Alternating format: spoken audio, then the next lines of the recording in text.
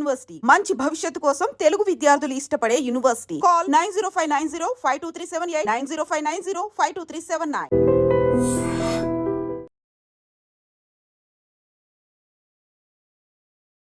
Hi hello నమస్తే, welcome back to iDream media. ఈరోజు మనతో ఉన్నారు మోటివేషనల్ స్పీకర్ అలాగే ఫ్యామిలీ కౌన్సిలర్ రజనీ రామ గారు. మ్యామ్తో మాట్లాడదాం ముఖ్యంగా on going Pak India situation గురించి. ఇందులో అయితే ఇక వార్ తప్పదు అని చెప్పేసి వస్తున్నాయి అప్డేట్స్. బట్ నిజంగా వార్ని మనం కోరుకున్నా కానీ దాని తర్వాత వచ్చే ఎఫెక్ట్స్ ఒకసారి అబ్జర్వ్ చేయండి. ఫైనాన్షియల్గా కంట్రీ ఏ విధంగా దెబ్బతింటుంది.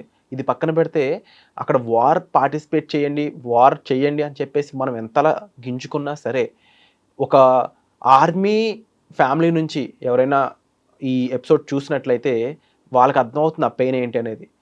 మీ హస్బెండ్ అయి ఉండొచ్చు, లేకపోతే మీ బ్రదర్ అయి ఉండొచ్చు, మీ సన్ అయి ఉండొచ్చు. అదే వార్లో మన ఇండియా నుంచి రిప్రజెంట్ చేస్తున్నప్పుడు తన ప్రాణానికి నష్టం కలిగే సిచ్యువేషను ఈ వార్. వాళ్ళ ఫ్యామిలీ సైడ్ నుంచి ఆలోచించండి. వార్ కంపల్సరీ అని అడుగుతారు వాళ్ళైతే. అదే పర్సన్ మీ ఫ్యామిలీలో ఉంటే మీరు వార్ కంపల్సరీ చేయాలని అంటారా? సో దీనికి సొల్యూషన్ ఏంటి అనేది ఈరోజు ఎపిసోడ్లో తెలుసుకుందాం. Hi ma'am. హాయ్. ప్రతి ఒక్కరూ కూడా డెఫినెట్లీ ఒక భావోద్వేగంతోనూ ఒక ఫీలింగ్తో వార్ చేసి మన పగ తీర్చుకోండి మొన్న పహల్గామ్లో జరిగిన అటాక్ అని చెప్పేసి ప్రతి ఒక్కరు కూడా చెప్తా ఉన్నారు. బట్ ఈజ్ రియల్లీ వార్ అనేది ఒక సొల్యూషన్ అంటారా? వార్ జరిగితే ఆఫ్టర్ ఎఫెక్ట్స్ ఏ విధంగా ఉంటాయి? దీని గురించి ఏమంటారు? ఫస్ట్ ఆర్మీ జవాన్లందరికీ నా సెల్యూట్ అండి. వాళ్ళు దేశం కోసం ప్రాణాలు విడవడానికి సిద్ధపడ్డారనే కదా ఇప్పుడు. అయితే ఆల్రెడీ సర్జికల్ స్ట్రైక్ అనేది ఏదో స్టార్ట్ అయిందని మనకి వినికిడి పొద్దుటి నుంచి కూడా, ఈరోజు మార్నింగ్ నుంచి. అది నాకు కూడా చాలా భయంగా బాధగా ఒక రకంగా అనిపిస్తుంది. మార్నింగ్ నుంచి ఎమోషనల్గా ఉన్నాను. అయితే వార్ అనేది ఇప్పుడు ఇది ఒక బెదిరింపు, ఒక హెచ్చరిక అనుకోవచ్చు. సర్జికల్ స్ట్రైక్ అనేది మోడీ గారు తీసుకున్న నిర్ణయం. ఇప్పుడు ప్రజెంట్ అయితే ఆయన వాళ్ళకి ఆ పనులు అప్పచెప్పేసి ఈయనైతే ఇప్పుడు ఆంధ్రప్రదేశ్ వచ్చి అమరావతి దగ్గర ఉన్నారు.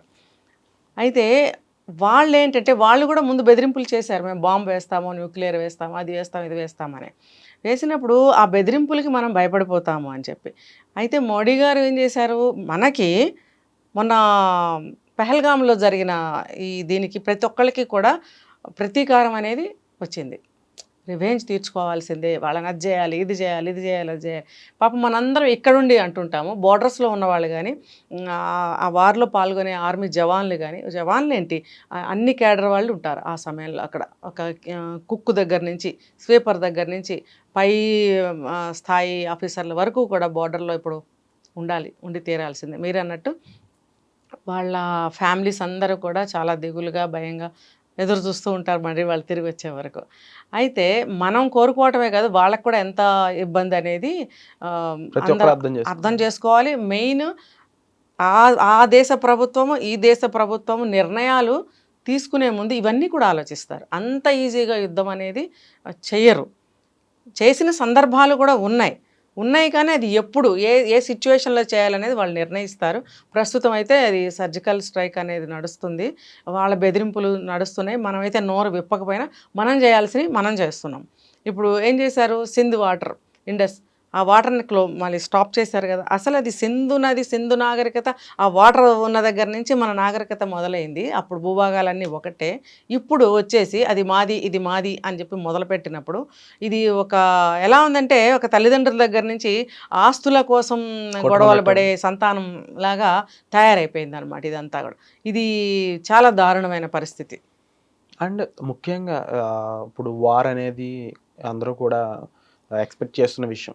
అయితే ఈ పహల్గామ్ అటాక్లో ముఖ్యంగా అబ్జర్వ్ చేసిన పాయింట్ కూడా ఏంటి అంటే, దాన్ని ఎవరైతే ఎగ్జిక్యూట్ చేశారో ఆ పర్సన్ ఎవరో కాదు అనమాట, పాకిస్తాన్ కమాండో అయిన హసీం బూసా అనే వ్యక్తి. అంటే పాకిస్తాన్ సైడ్ నుంచి చూసినప్పుడు ఆ ఆర్మీలో కమాండోగా పనిచేసిన వ్యక్తి ఒక టెర్రరిస్ట్ ముఠాకి నాయకుడు అయ్యాడు అంటే పక్కాగా ఎవరు ఫెయిల్యూర్ అని చెప్పొచ్చు, లేదంటే అది పాకిస్తాన్ యొక్క ఎత్తుగడ అని చెప్పడానికి స్కోప్ ఉందంటారా? ఇదే కరెక్టు. ఎవరి అసమర్థత ఏమీ కాదు ఇక్కడ. ఎవరి వ్యూహాలు, ఎవరి పథకాలు, ఎవరి ప్లాన్లు వాళ్ళకు ఉంటాయి. వాళ్ళు ఎప్పుడు కాన్సన్ట్రేషన్ ఏంటి, మన కాశ్మీర్ లాగేసుకోవాలని ఎప్పుడు ఆ పథకాల్లోనే ఉంటూ ఉంటారు. ఇప్పుడు రంజాన్ వచ్చింది, ఆ టైంలో ఊరుకుంటారు.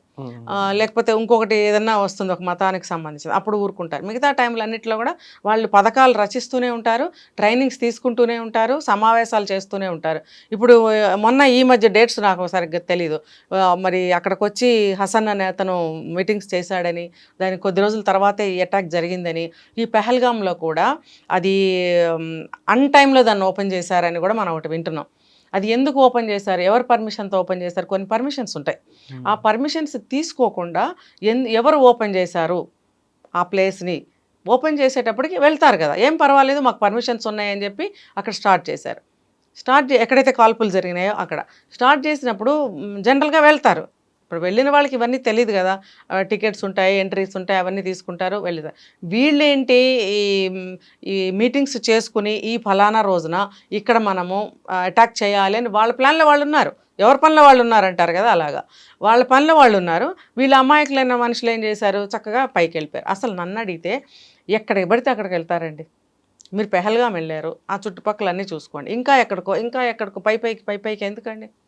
ఎంత పైకి వెళ్ళినా మీకు కనిపించేది హిమాలయాలు, ఆ చెట్లు, ఆ వాగులు, సుందరంగా ఉంటుంది, చల్లగా ఉంటుంది, ఆహ్లాదంగా ఉంటుంది. ఇక్కడ నుంచి మీరు అది చూడలేరా? దాని పైకి వెళ్తే మీకు ఏమైనా కనిపిస్తుందా?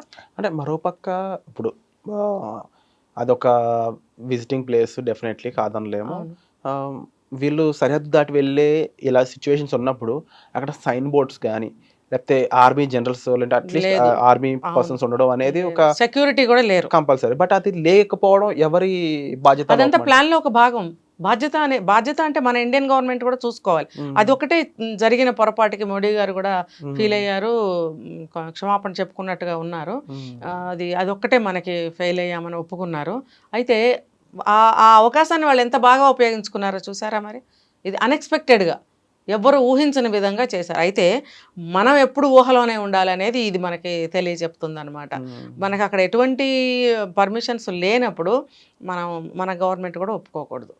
వాళ్ళు అనగానే వీళ్ళు కూడా సరే అన్నారు. అది మనం జరిగిన పొరపాటు అనమాట. నేను అదే చెప్తున్నా, ఎక్కడైనా సరే దేన్నైనా మనం దూరం నుంచి చూసి ఆస్వాదించాలి.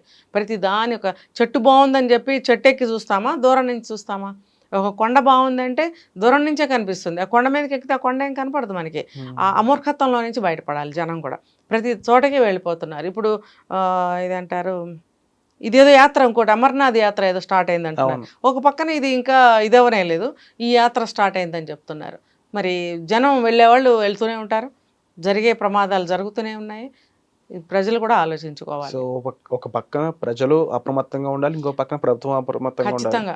అయితే ఇంక దీనికి ఒక ప్రాపర్ సొల్యూషన్ అయితే లేదంటారా? అంటే ఇది ఏ విధంగా సాల్వ్ చేయొచ్చు? ఇప్పుడు కంప్లీట్గా పాకిస్తాన్ సంబంధించిన ఐడెంటిటీ ఉన్న ఎవరు కూడా ఇండియాలో ఉండకూడదని చెప్పేసి ఒక యాక్షన్ తీసుకోవడం జరిగింది. అయితే అందులో కూడా ఎలాంటి సిచ్యువేషన్ ఉందంటే, వర్చువల్గా ఒక పాకిస్తాన్ లేడీ ఇండియన్ ఆర్మీ సోల్జర్తో చాటింగ్ నుంచి స్టార్ట్ అయ్యి అతను పెళ్లి చేసుకునే వరకు వచ్చిందనమాట. రీసెంట్గా ఆమెని పాకిస్తాన్ పంపేస్తూ వీట్ కోళ్ళు చెప్తూ ఒక వీడియో కూడా బయటకు పంపించాడు. అంటే ఇది కూడా ఒక రకం, అంటే పాకిస్తాన్ నుంచి చేసే ప్రతి పని కూడా ఒక ఎత్తుగడలాగే కనిపిస్తూ ఉంటుంది. ఖచ్చితంగా. సో మన వాళ్ళు ఇండివిజువల్గా సేఫ్ సైడ్ ఉండడానికి ఇండివిజువల్గా అప్రమత్తంగా ఉండడమే మాత్రమే సొల్యూషన్ చెప్పవచ్చా? ఇది మన భారతదేశంలో ఉన్నటువంటి గొప్ప విషయాలు అని చెప్పుకునే వీక్నెస్లు ఏంటంటే జాలి, దయ, సహాయము, క్షమాగుణము, మళ్ళీ కుటుంబం మధ్యలో ఉండదు. పరాయి మోజులు ఎక్కువ కదా మనకి. అందుకే కదా బ్రిటిష్ వాడు 400 సంవత్సరాలు పరిపాలించాడు. ఎందుకంటే పరాయి మోజు. పరాయి వాళ్ళని మనం ఎంతో ఆదరిస్తాం విశాల హృదయంతో, మన వాళ్ళని మనం ఆదరించలేం. ఇది కూడా అందులోకే వస్తుంది. ఇప్పుడు మన హైదరాబాద్లో కూడా ఉన్నారని చెప్తున్నారు. అవును, 200 మంది దాకా. ఆల్ ఓవర్ ఇండియాలో ఈ ఇష్యూ జరిగాక నెక్స్ట్ జాగ్రత్తగా ఉండండి అని ఒక హెచ్చరిక పంపిన సిటీ ఓన్లీ హైదరాబాద్. అవును, అమిత్ షా గారు మన రేవంత్ రెడ్డి గారికి చెప్పారు. ఇప్పుడు ఏరే కార్యక్రమంలో ఉన్నారు ఖచ్చితంగా తీసేయాలి. ఇప్పుడు మనం ఒక అమెరికా వెళ్ళాము అని అంటే ఎన్ని కండిషన్స్ అండి. వెళ్తే కూడా నువ్వు ఇన్ని రోజులు ఉండి మళ్ళీ వెళ్ళిపోవాలి. అక్కడికి వెళ్ళినప్పుడు తలుపులేసుకు ఇంట్లో కూర్చోవాలి తప్ప నువ్వేం చేయకూడదు. ఏమైనా చేసావంటే నీకు ఈ శిక్ష, నీకు ఆ శిక్ష. మరి మనం ఎందుకండి, మనకు లేవు అంత కండిషన్స్, అన్ని చట్టాలు మనం ఎందుకు తయారు చేసుకోలేదు? బయట వాడిని ఎందుకు రప్పిస్తున్నాము? ఇటు బంగ్లాదేశ్ వాళ్ళు, ఇటు పాకిస్తాన్ వాళ్ళు వచ్చేసి అంతమంది డంప్ అయిపోతుంటే మన భారతదేశం భూమి ఎందుకు సరిపోవట్లేదు? ఇప్పుడు మన పంజాబ్ వాళ్ళు వచ్చారు, గుజరాత్ వాళ్ళు వచ్చారు, కేరళ వాళ్ళు వచ్చారు, వీళ్ళందరూ మన భారతదేశంలో ఉన్న గడ్డ మీద నుంచి ఆ గడ్డ మీద ఆ ప్లేస్ నుంచి ఇటు వచ్చారు, అంతవరకే. ఆ స్థలం నుంచి ఈ స్థలంలోకి వచ్చేంత మాత్రం మన ఇండియాలో స్థలం చాలకుండా ఏమి ఉండదు, మన వాళ్ళే, కాకపోతే అక్కడి నుంచి ఇక్కడికి వచ్చారు. బయట కంట్రీలో నుంచి వాళ్ళు వచ్చినప్పుడే కదా మన దేశం సరిపోకుండా అవుతుంది. కోర్స్ మన జనాభా పెరిగితే అది అది పక్కన పెడదాం, అది అది సాధారణంగా జరిగేదే, అది సహజం. బయట వాళ్ళు కూడా వచ్చినప్పుడు మన ప్లేస్ మనకు సరిపోతుందా? అసలు ఎందుకు ఎలా చేస్తున్నారు? బంగ్లాదేశ్ సైడ్ నుంచి ఎంతోమంది వచ్చారు, అమ్మాయిలను అక్రమంగా రవాణా చేసి ఇక్కడ వెధవ చేస్తున్నారని ఒక పక్కన నడుస్తుంది. మరి అలాగే పాకిస్తాన్ నుంచి ఎన్నో వందల వేల మంది ప్రతి స్టేట్లోనే వచ్చి డంప్ అయి ఉన్నారు. ఇంకా పెళ్ళిళ్ళు చేసుకోవడం, ఆడవాళ్ళు వచ్చి ఇక్కడ వాళ్ళని పెళ్లి చేసుకోవడం ఏంటండి ఇది? మళ్ళీ మతాలు మార్చుకున్నావు అంటారు. మతం మార్చుకుని నువ్వు ఇక్కడికి వచ్చి మా వాళ్ళని నువ్వు ఎందుకు పెళ్లి చేసుకోవాలి? నువ్వు మతం మార్చుకుంటే మాకేంటి? నీ లోపల ఉన్న మా అభిప్రాయాలు అవన్నీ మారిపోతాయా? నువ్వు ఏ పని మీద వచ్చావో మాకేం తెలుసు? ఇప్పుడు అదే ఆ కేసు మీదే ఒక ఆవిడని వెనక్కి పంపిస్తున్నారు. మళ్ళీ వచ్చి ఇక్కడికి వచ్చి 4 పిల్లలతో మళ్ళీ ఇక్కడ ఇతనితో ఇంకో బిడ్డను, కానీ నేను ఇక్కడ అమ్మాయిని నేను మతం మార్చుకున్నానంటే సరిపోతుందా? మరి అసలు నేను ఆవిడ ఇండియాలో అడుగుపెట్టినప్పుడు నాకు బండరయ్యాను నేను. 4 పిల్లల తల్లి భర్తను వదిలేసి అంత తేలిగ్గా వీసాలన్నీ తీసుకొని ఇక్కడికి ఎలా వచ్చింది అసలు? ఎవరి పర్మిషన్ లేకుండా, ఎవరికి తెలియకుండా ఒక స్త్రీ 4 పిల్లలతో ఒక్కటే వచ్చేసిందంటే పని పారిపోయి వచ్చింది అనుకోవచ్చు. 4 పిల్లల్ని తీసుకుని వచ్చిందంటే ఏ ప్లాన్ లేకుండా ఉందా? అది ఒక న్యాచురాలిటీ కోసం వచ్చిందా 4 పిల్లల్ని తీసుకుని? ఇదంతా కూడా మరి ఆవిడ కూడా ఇన్ఫార్మర్ అయి ఉండొచ్చు అని నాకు అప్పుడు అనుమానం వచ్చింది. కానీ జనమందరూ బ్రహ్మరథం పట్టడం, వాళ్ళ చుట్టాల్లో కలుపుకోవడము, ఆవిడ బిడ్డ తల్లి అవ్వడం, మళ్ళీ బొట్లు పెట్టుకోవడం, డ్యాన్సులు చేయడం, ఇవన్నీ ఏంటంటే అందరికీ ఒక మనమ్మాయలాగా ఫీల్ అవుతున్నారు. ఇంకా కూడా అనుమానం అనేది ఎవరు పెట్టుకోవాలి? ఇలాంటి వాళ్ళు చాలామంది ఉన్నారనేది నేను చూసాను న్యూస్. ఇదందరూ కూడా ఎందుకు యాక్సెప్ట్ చేస్తున్నారు? ఇప్పుడు నేను చెప్పేది ఏంటంటే, మనం ఇక్కడ ఉన్నాం కాబట్టి హైదరాబాద్లో మన తెలుగు రాష్ట్రాల వాళ్ళకి నేను చెప్పేది ఏంటంటే, ఏ కొత్త మనిషిని మీరు అలౌ చేయకండి, స్నేహం చేయకండి, ఇంట్లోకి రానివ్వకండి, వాళ్ళు చెప్పేది ఏది నమ్మకండి, వాళ్ళు ఏది అడిగినా ఇవ్వకండి, వాళ్ళతో ఎక్కడికి వెళ్ళకండి, వాళ్ళకి ఏదైనా కష్టం వచ్చింది, ప్రమాదం వచ్చేసిందని ఇంట్లోకి వచ్చినా షెల్టర్ ఇవ్వకండి తెలియని వాళ్ళకి. ఎందుకంటే ఇది జాగ్రత్త తీసుకోవాల్సిన సమయం. ఇది లైఫ్ లాంగ్ తీసుకోవాల్సిన జాగ్రత్తల్లో ఒకటని చెప్పడం ఖచ్చితంగానండి, ఖచ్చితంగా. మ్యామ్, ఇక వార్ అనేది జరిగినట్లయితే ఆఫ్టర్ ఎఫెక్ట్స్ ఏ విధంగా ఉండే ఛాన్సెస్ ఉంటాయి? దానివల్ల నష్టపోయేది ఎక్కువ ఎవరంటారు? నిజంగా వార్ అనేది జరిగితే ఈసారి నిజమైన వారే జరుగుతుంది. ఆ వారు అంటే వచ్చిన న్యూస్ని బట్టి నేను చెప్తున్నా, ఇంకా పాకిస్తాన్ మిగలదు అనేదే చెప్తున్నారు.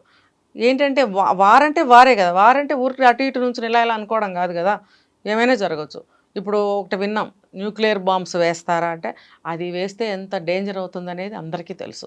ఒకప్పుడు అమెరికా వేసింది, హిరోషిమా నాగసాకి మీద వేస్తే ఎన్ని సంవత్సరాలు పట్టిందో రికవర్ అవ్వడానికి, సర్వనాశనం. ఆ భూమి కూడా కల్టివేషన్కి పనికి రాకుండా పోయింది. అది దాంట్లో ఉన్నటువంటి పదార్థాలు అటువంటివి, ఆ బాంబులో ఉన్నవి. ఇప్పుడు పాకిస్తాన్ వాళ్ళు కూడా బెదిరింపులు మాత్రం, అలాంటి బాంబులు ఏమి వేయరు, వేస్తే వాళ్ళే నష్టపోతారు. ఇంకా బోర్డర్లో ఉన్న వాళ్ళు ఎట్లయినా కొంచెం నష్టపోతారు. అయితే ఏంటంటే మనలో బాగా ఐకమత్యం అనేది ఉండాలి, ప్రతి ఒక్కళ్ళలో దేశభక్తి అనేది పెళ్ళుబికాలి. తర్వాత వాళ్ళు ఎవరు వచ్చినా సరే మనం దూరం పెడుతూ ఉండాలి, వాళ్ళని కలుపుకోవడం, మాట్లాడటం చేయకూడదని నేను ఇందాక చెప్పాను. అంటే కొన్ని ఇంటర్నల్ నష్టాలు ఇవన్నీ కూడా మనకి. ఇంకా దేశపరంగా చూసుకుంటే మనకి ఓవరాల్గా నష్టం ఏమి మనకు జరగదు. ఏ నష్టం జరిగినా వాళ్ళకే జరుగుతుంది. ఎందుకంటే ఇండస్ వాటర్ అనేది స్టాప్ చేశారు ఆల్రెడీ. నెక్స్ట్ ఇప్పుడు ప్లానింగ్లో ఉంది, డ్యామ్స్ కన్స్ట్రక్షన్స్ కమింగ్ 3-4 ఇయర్స్లో కంప్లీట్ అవ్వాలని టార్గెట్ పెట్టారు మోడీ గారు. తర్వాత ఏంటంటే వాళ్ళు ఎప్పుడు ఏ తోక ఊపినా ఇప్పుడు నష్టం వాళ్ళకే వాటిల్లుతుంది. ఇప్పుడు ఆల్రెడీ వాటర్ స్టాప్ చేయటం వల్ల వాళ్ళు నష్టపోతూనే ఉన్నారు, స్టార్ట్ అయింది నష్టం అనేది. కల్టివేషన్ ఉండదు, తర్వాత మన వైపు నుంచి వాళ్ళకి ఎటువంటి సౌకర్యం జరగదు. ఇప్పుడు దీన్ని ఏమంటారు, మనకి ఇండియా నుంచి వాళ్ళకి ఎన్నో ఫెసిలిటీస్ చేస్తున్నారు కదా మన ఇండియన్ గవర్నమెంట్, అవన్నీ కూడా స్టాప్ అయిపోతాయి. అన్నీ సబ్సిడీ ఇవన్నీ కూడా స్టాప్ అవుతాయి. వాళ్ళు ఏ రకంగా బ్రతకగలుగుతారు? వాళ్ళ భూభాగం ఎంత, మన భూభాగం ఎంత, వాళ్ళకున్న సోర్సెస్ ఎంత, వాళ్ళకున్న ఆర్మీ ఎంత, వాళ్ళకున్నటువంటి ఫెసిలిటీస్ ఎంత, మనకెంత, ఇవన్నీ చూసుకుంటే అన్ని విధాల వాళ్ళే తక్కువ. అలాంటప్పుడు సపోర్ట్ తీసుకుంటే కూడా మనకి ప్రపంచ దేశాలు మనకే సపోర్ట్ ఉన్నాయి. ఆల్రెడీ ఇజ్రాయెల్ నుంచి అవి మనకి కొన్ని ఫ్లైట్స్ వచ్చి ఆగాయని, దాంట్లో నుంచి అమ్యునిషన్ వచ్చిందని, అవన్నీ రిజర్వ్ చేసుకుంటున్నారని మనకు టాక్ వింటున్నాం. వరల్డ్ కంట్రీస్ అన్ని ఇండియాకి సపోర్ట్గా ఉన్నదని అన్నీ ఒక్క చైనా ఒకటే పాకిస్తాన్కి సపోర్ట్ కదా, ఆ ఒక్క సపోర్ట్తో వాళ్ళు ఏం చేయగలుగుతారు? ఏం చేసినా సరే దుష్ట పథకం అయితే వేయగలుగుతారు కానీ ఇంప్లిమెంటేషన్ ఏ రకంగా చేయగలుగుతారు, సక్సెస్ ఏ రకంగా చూసుకుని నష్టం వాళ్ళకే వాటిల్తుంది. అయితే ఈ దెబ్బతోటి మన ఇండియన్స్ అందరూ కూడా బుద్ధి తెచ్చుకోవాలి. మనం ఇన్ని ఏళ్ళు కొన్ని వందల వేల సంవత్సరాల పాటు ఐకమత్యం లేకుండా తన్నుకు చస్తున్నాం. ఇప్పుడైనా సరే ఏ మోడీ గారు వచ్చో ఇంకొకళ్ళు వచ్చోనే చేయాలా? ప్రతి ఇంటి నుంచి మీరు ఏమీ ఐకమత్యానికి పాటుపడరా, దేశం కోసం పాటుపడరా? ఒక్క మనిషి వచ్చి చేయాలని ఇన్ని కోట్ల మంది ఎదురు చూడటం అనేది ఎంతవరకు కరెక్టు? ఒక ఇంటి నుంచి స్టార్ట్ అవ్వాలండి ఏదైనా సరే. ఒక ఐకమత్యంతోనే ఏదైనా సాధించగలుగుతాం. ఒక ఒక గొప్ప స్నేహభావంతో, ఒక ఐకమత్యంతో మాత్రమే అందరినీ కలుపుకోగలుగుతాం. ఇప్పుడు మోడీ గారు అలా ఉండబట్టే కదా ప్రపంచ దేశాలన్నీ మనకు సపోర్ట్ ఇస్తున్నాయి, స్నేహభావంగా ఉండబట్టే కదా. తర్వాత మన ఇండియా లోపల ఐకమత్యం అనేది బాగా వృద్ధి చెందాలి. పక్కన వాళ్ళతో కొట్టుకు చేస్తున్నాము. తల్లుల్ని చంపుకుంటున్నాం, తండ్రులను చంపుకుంటున్నాం, పిల్లల్ని చంపుకుంటున్నాం. దేశం ఎటుపోతే మనకెందుకు? పోనీ మనమైనా బాగుంటున్నామా? మళ్ళీ మనమే చంపేసుకుంటున్నాం. ఇది ఎంత చూసే కదా వేరే వాడు కాలు పెడతాడు. ఇది అర్థమవుతుందా ప్రతి సిటిజన్కి? ఐఎమ్ ఇండియన్ అని చెప్పుకునే ప్రతి సిటిజన్ ఆలోచించాల్సిన విషయం ఇది. చెప్పమంటే హిందీలో కూడా చెప్తాయి మొత్తం. వేరే స్టేట్స్కి కూడా మనం చేయాలి, రీచ్ అవ్వాలి అని అనుకుంటే. బట్ డెఫినెట్లీ మీరు చెప్పినట్లు ప్రతి ఇండివిజువల్ నుంచి స్టార్ట్ అవ్వాలి రెవల్యూషన్ అనేది. అండ్ అది ముఖ్యంగా మన కంట్రీ, మన దేశం అంటే గురజాడ గారు చెప్పినట్టు దేశం అంటే మట్టి కాదు మనుషులు అని చెప్పేసి. సో మనకి ఆ అవేర్నెస్తో పాటు ఆ దేశభక్తి నింపుకోవాల్సిన టైం ఇది. దాన్ని జీవితాంతం మోయాల్సిన రెస్పాన్సిబిలిటీ మనది. అది ప్రతి ఒక్కరు అర్థం చేసుకోవాలనేది ఈ మెయిన్ మోటోనే ఈ ఎపిసోడ్ అండి. దీనిపై మీ అభిప్రాయాన్ని కామెంట్ సెక్షన్లో క్లియర్గా మెన్షన్ చేయండి. Thank you so much. నిజంగా ప్రస్తుతం ఉన్నటువంటి సమాజం దేనికి ప్రయారిటీ ఇస్తుంది? ఆర్థిక సంబంధాల చుట్టూ మాత్రమే తిరుగుతుంది. మళ్ళీ ఎన్నికలంగానే చాలా విరక్తి కలుగుతాను.